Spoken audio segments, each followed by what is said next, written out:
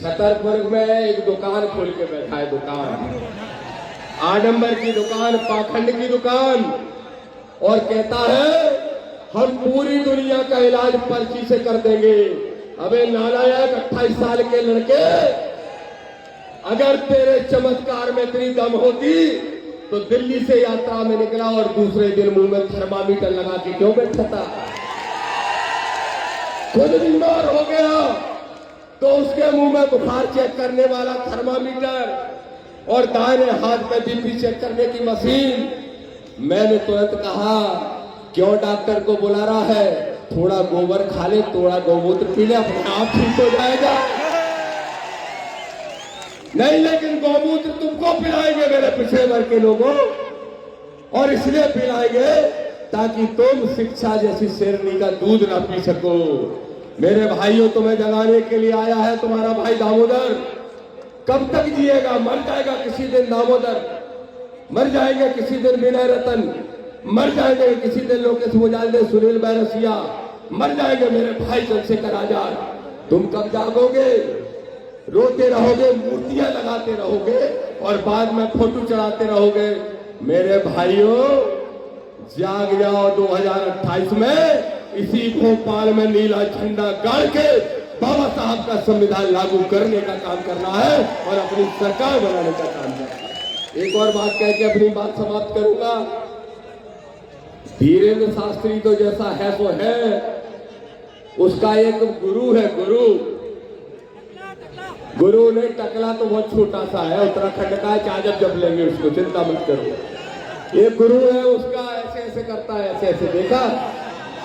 उसकी ट्यूबलाइट खराब है, बोलो खराब है। कभी तो कहता है कि पत्नी इंजॉयमेंट का साधन है, बस इंजॉय कर लो पत्नी से। अबे नालायक, तूने शादी नहीं की, तुझे कैसे पता पत्नी इंजॉयमेंट का है कि नहीं? इसका जवाब दे सकता है क्या? जब तूने शादी नहीं की तो तुझे पत्नी का एंजॉयमेंट कैसे पता? और दूसरा सवाल, लोग कहते हैं संतोष वर्मा ने बच्चियों का, महिलाओं का अपमान कर दिया। संतोष वर्मा सामाजिक समरसता की बात करे तो अपमान, और वो अंधाचार जब इस देश की नारी शक्ति को मनोरंजन का साधन बताता है। उसका ही शेष धीरेन्द्र शास्त्री कहता है प्लॉट खाली है, अगर सिंदूर नहीं भरा है तो कब्जा कर लो। ये महिलाओं के बारे में बोलता है। और कल क्या कह रहे हैं? एक देवकी नंदन नाम का कोई नया नालायक आया है मार्केट में, आया है, मालूम क्या कह रहे?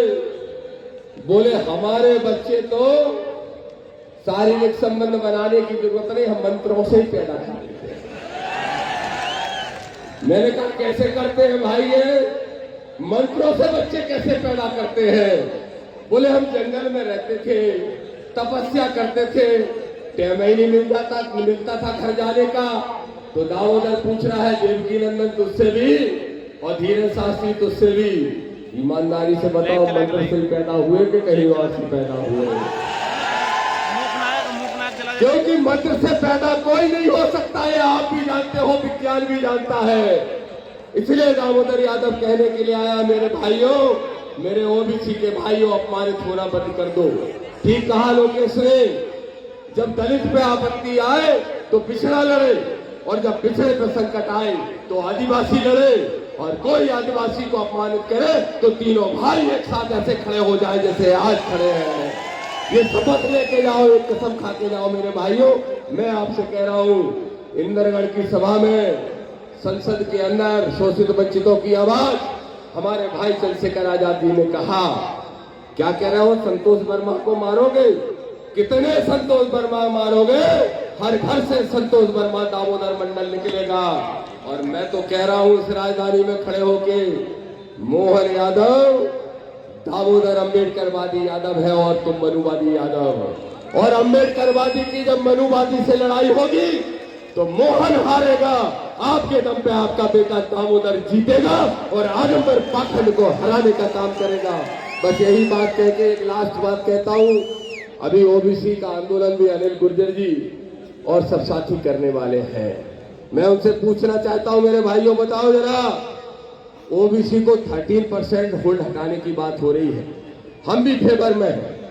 हम भी फेवर में हैं कि 13% होल्ड हटना चाहिए, लेकिन वकील साहब, ठाकुर साहब बैठे हैं यहाँ जो संचालन कर रहे हैं, ये हाई कोर्ट में लड़ाई भी लड़ रहे हैं। मैं ही पूछना चाहता हूँ ओबीसी के भाइयों, बताओ भिखारी हो कि मालिक हो? मालिक हो तो झोली फैला के काय मांग रहे? जिसकी जितनी संख्या भारी उसकी उतनी, तो 52% से कम पे समझौता ओबीसी नहीं करेगा। इसलिए हमारे अनिल गुर्जर और सब साथियों से कहूंगा कि जब लड़ाई लड़ने बैठो 30 तारीख को, तो 52 की मांग करना और 13% होल्ड हटाने की मांग करना। आखिरी बात और कसम दिला दूं आप सबको, बोलो बाबा साहब की स्टेच्यू ग्वालियर हाई कोर्ट में कौन कौन लगवाना चाहता है? हाथ उठाएगा, जरा मीडिया वाले रिकॉर्ड कर लें। ग्वालियर हाई कोर्ट परिसर में हमारे माई बाप, हमारे संविधान के निर्माता बाबा साहब डॉक्टर अम्बेडकर की मूर्ति लगाने की हम आज शपथ लेते हैं। सुन ले मोहन यादव की सरकार, 14 मार्च के पहले या तो खुद मूर्ति की स्थापना कर दे, नहीं तो आजाद समाज पार्टी, भीम आर्मी, जय संगठन, ओबीसी महासभा समेत सारे साथी जाके ग्वालियर हाईकोर्ट में खुद बाबा साहब की मूर्ति लगाने का। सहमत हो सारे? सहमत हो? बोलो शपथ लेते हो कि नहीं लेते हो? और आखिरी में एक बात और कह के अपनी बात समाप्त करता हूं मेरे भाइयों। ये जो बड़े दलों की बात हो रही है, मैं किसी दल का नाम नहीं लूंगा, सब दल के लोग बैठे होंगे शायद।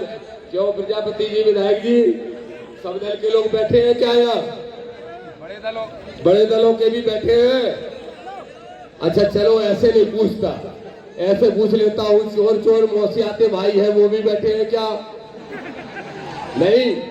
मैं क्यों कह रहा हूँ, जब धीरेन्द्र शास्त्री गैर संवैधानिक यात्रा निकालता है सत्ता के संरक्षण में, तो मुख्य विपक्षी दल चुप रहता है। जब बाबा साहब की स्टेच्यू नहीं लगती, तो मुख्य विपक्षी दल चुप रहता है। जब आदिवासी के सिर पर पेशाब की जाती है, जब कुशवाहा को पैर धुल के पिलाया जाता है, जब जाटव को पेशाब पिलाई जाती है, जब यादव की चोटी उखाड़ी जाती है, तब मुख्य विपक्षी दल चुप रहता है। तो हम बनेंगे मुख्य विपक्ष और हम ही बनेंगे सरकार। हम सब मिलकर बनाएंगे इस मध्य प्रदेश में नई सरकार, ये कहने के लिए आए हैं। मैं अपनी बात को समाप्त करूंगा, बस इतना कह के, बड़े दल के लोगों ने, किसी ने कह दिया, बोले हिंदू धर्म के खिलाफ उसने बयान दे दिया। दामोदर यादव भी यह ऐलान करता है, ए मनुवादियों, जिस धर्म की बात करते हो वो तुम्हारे बाप का धर्म है। तुमने बनाया है अपनी जाति का वर्चस्व बनाने के लिए, तो दामोदर आज से ऐलान करता है। 6 दिसंबर को दामोदर ने बाबा साहब के निर्माण दिवस पे ऐलान किया था कि दामोदर यादव की जगह दामोदर मंडल लिखेगा।